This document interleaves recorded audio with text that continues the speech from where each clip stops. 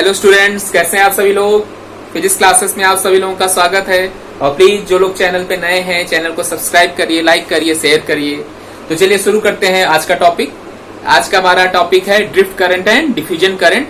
पहले हम बात करेंगे ड्रिफ्ट करंट की, ठीक है। बहुत इंपॉर्टेंट टॉपिक है हर क्लासेस के लिए, चाहे आप इंटरमीडिएट के स्टूडेंट हैं, बीएससी के स्टूडेंट्स हैं, नीट या आईआईटी एंट्रेंस की प्रिपरेशन कर रहे हैं, ठीक है, या साइंस जिसमें फिजिक्स के क्वेश्चन पूछे जाते हैं, जो भी एग्जाम है उनके लिए ये एक इंपॉर्टेंट टॉपिक है, ठीक है। तो पहले हम ड्रिफ्ट करंट की बात करते हैं। तो ड्रिफ्ट करंट की शुरुआत करने से पहले पहली लाइन क्या बनती है, करंट की बात कर रहे हैं तो करंट क्या है, electric current arises due to the movement of charge carrier, ठीक है। इलेक्ट्रिक करंट किसकी वजह से आती है, चार्ज कैरियर के मूवमेंट की वजह से। और हम लोग पढ़ रहे हैं सेमीकंडक्टर के बारे में। तो सेमीकंडक्टर में हमारे पास दो टाइप के चार्ज कैरियर हैं। पहला कंडक्शन बैंड में इलेक्ट्रॉन और दूसरा वैलेंस बैंड में होल, ठीक है।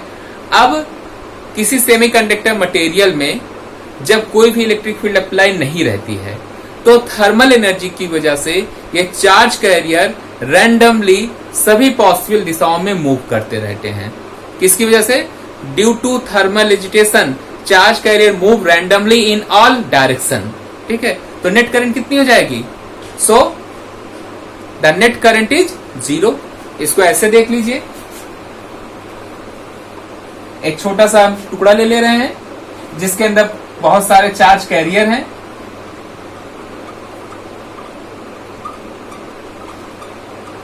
ठीक है। अब होगा क्या कि थर्मल एजिटेशन या एनर्जी की वजह से चार्ज पार्टिकल अलग अलग डायरेक्शन में मूव कर रहे हैं। सपोज करिए इधर की तरफ गया तो ये सेकंड इधर की तरफ चला गया, ये ऊपर की तरफ, ये नीचे की तरफ, ये इधर, ये इधर, ये इधर, ये इधर, जो भी पॉसिबल डायरेक्शन बन सकती है, सारे चार्ज पार्टिकल अलग अलग डायरेक्शन में मूव कर रहे हैं, ठीक है।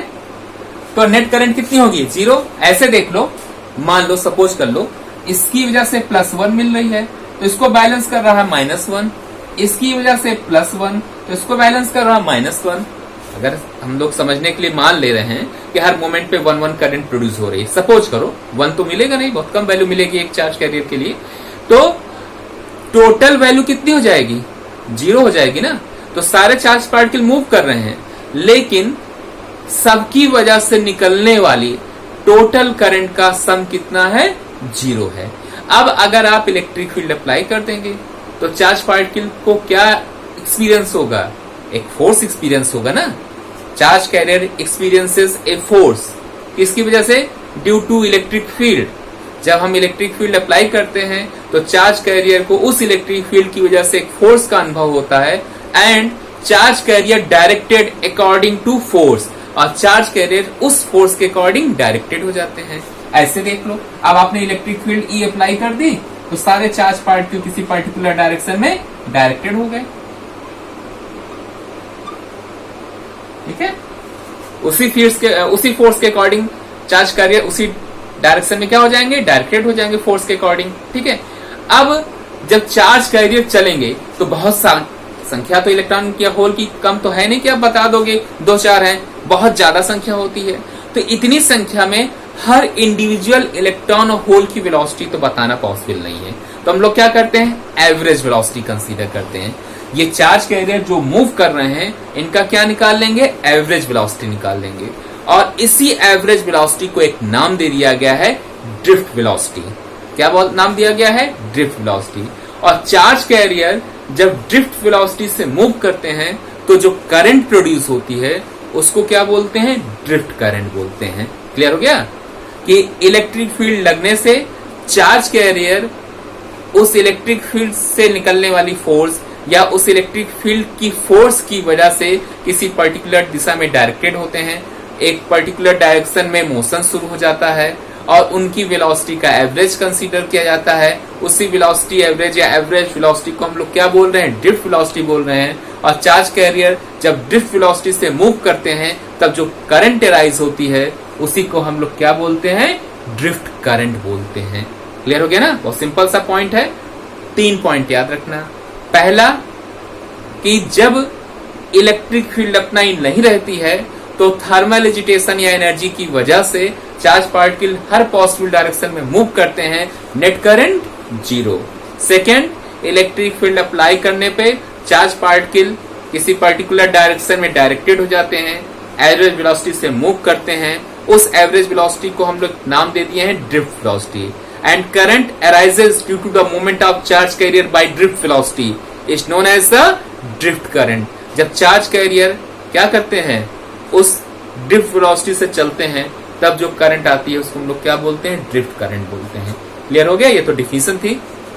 अब हम लोग इक्वेशन ड्रा करेंगे। तो इक्वेशन ड्रा करने के लिए सबसे पहले एक सिलिंड्रिकल शेप ड्रा कर लीजिए। ठीक है, एक सेमीकंडक्टर ले रहे हैं जो किस शेप में है, सिलिंड्रिकल शेप में है। तो यहां पे आप ड्रा कर लीजिए।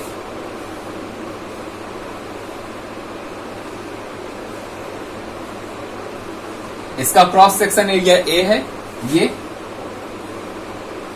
यहां से यहां की लेंथ कितनी है, यल। ये इसके अंदर क्या है, चार्ज कैरियर है। ये क्या भरे हुए हैं, चार्ज कैरियर है। इलेक्ट्रिक फील्ड कितनी अप्लाई है, ई, और किस वेलोसिटी से मूव कर रहे हैं, वी वेलोसिटी से मूव कर रहे हैं। इतना डाटा क्लियर हो गया कि चार्ज कैरियर इस सिलिंड्रिकल सेमीकंडक्टर जिसकी लेंथ यल है उसमें मूव कर रहे हैं। इसका क्रॉस सेक्शन एरिया कितना है, ए है। ठीक है, अब अगर चार्ज कैरियर इस सिरे से इस सिरे तक चल रहे हैं, ठीक है, तो कितनी लेंथ ट्रेवल करेंगे, यल, और वेलोसिटी कितनी है, वी। तो यहां से यहां तक पहुंचने में कितना समय लगेगा, T equal to L upon V. Equation number 1। ठीक है, ये आ गया टाइम। कहां का टाइम, चार्ज कैरियर को एक सिरे से दूसरे सिरे में पहुंचने में जो समय लग रहा है। ठीक है, अब आगे चलते हैं। इसका वॉल्यूम निकाल लीजिए। क्रॉस सेक्शन एरिया कितना है, ए, लेंथ कितना है, यल। तो सिलेंड्रिकल जो शेप है सेमीकंडक्टर का, उसका टोटल वॉल्यूम कितना हो जाएगा, ए इंटू यल। सिंपल सा डिफिनेशन है ना, बेस का एरिया इंटू हाइट, हाइट के स्थान पे लेंथ। ठीक, अब यहां पे मान ले रहे हैं कि ये जो सिलेंड्रिकल सरफेस है, इसमें जो चार्ज कैरियर हैं उनका कॉन्सेंट्रेशन कितना है, एन सफिक्स सी ले रहे हैं। कॉन्सेंट्रेशन किसका, चार्ज कैरियर का कितना है, एन सफिक्स सी। कॉन्सेंट्रेशन मीन्स कि यूनिट वॉल्यूम में कितने चार्ज कैरियर हैं। तो वॉल्यूम आपका कितना था, ए एल। ठीक है, कॉन्सेंट्रेशन कितना है चार्ज कैरियर का, एन सफिक्स सी। तो टोटल चार्ज इनसाइड वॉल्यूम कितना हो गया, N suffix C into A L. Volume को कॉन्सेंट्रेशन से मल्टीप्लाई कर दो। ये आपके पास क्या आ गए,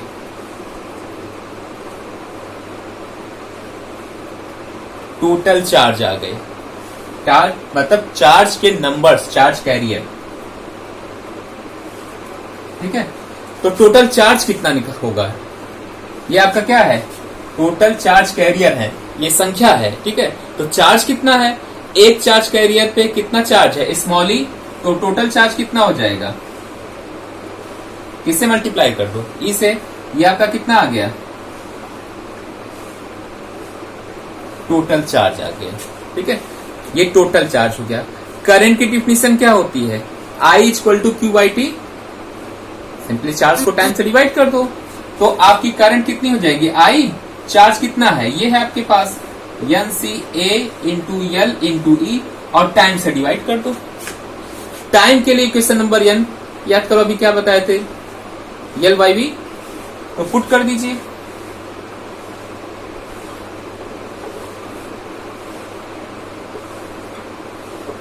यल कैंसिल हो जाएगा, आपका कितना बचेगा, ये क्या आ गया आपका, आई। करंट, करंट डेंसिटी का टर्म्स इंट्रोड्यूस करो। तो करंट डेंसिटी क्या है, करंट पर यूनिट एरिया। ठीक है, करंट डेंसिटी क्या है, J equal to I upon ए। आई यहां पे हम लोग निकाले हैं, तो कितना हो जाएगा,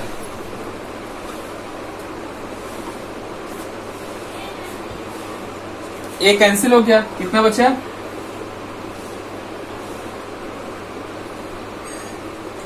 ये आपका क्या आ गया, करंट डेंसिटी आ गया। ठीक है, अब यहां पर एक नया टर्म इंट्रोड्यूस करेंगे, मोबिलिटी। ठीक है, क्या इंट्रोड्यूस करेंगे? मोबिलिटी।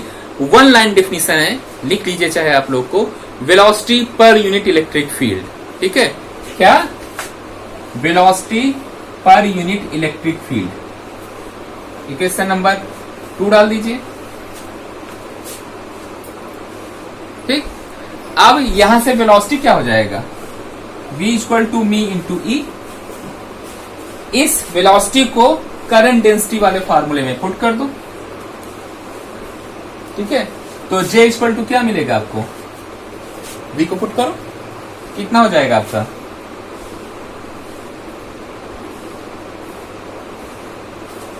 ये क्या आ गई? एक फॉर्मूला तो आपका ये बन गया। मोबिलिटी के टर्म्स को इंट्रोड्यूस करने के बाद करंट डेंसिटी की डिफिनेशन की क्वेश्चन नंबर 3 ले लीजिए और एक नया टर्म इंट्रोड्यूस करिए, कंडक्टिविटी। वन लाइन डिफिनेशन है कंडक्टिविटी की, current density per unit applied electric field. लिख लीजिएगा इसको चाहे, current density per unit applied electric field. Definition wise क्या हो गया? Sigma equal to J upon E. दोनों इक्वेशन को लिंक करिए तो सिग्मा इक्वल टू क्या हो जाएगा आपका?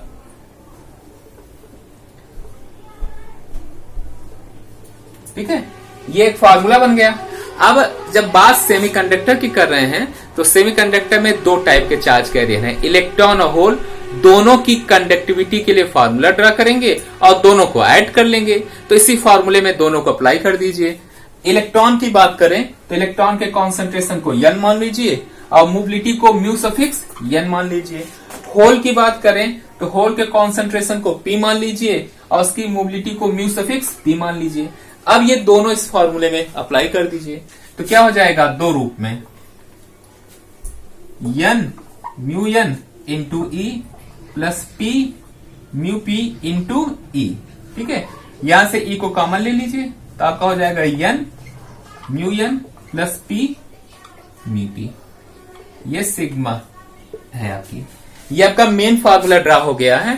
ठीक है, यहां पे आपने पुट किया इलेक्ट्रॉन और होल दोनों का केस बनाकर और ये आपका मेन फार्मूला आ गया। बहुत ही इंपॉर्टेंट फार्मूला है, कई बार कंपटीशन से लेके आपके 12th या बीएससी के क्लासेस में पूछे गए हैं।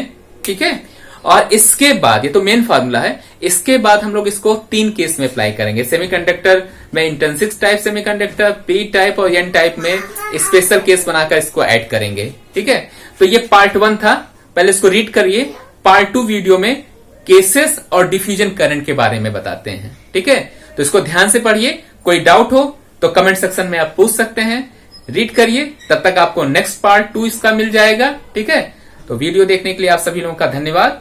मिलते हैं पार्ट 2 में।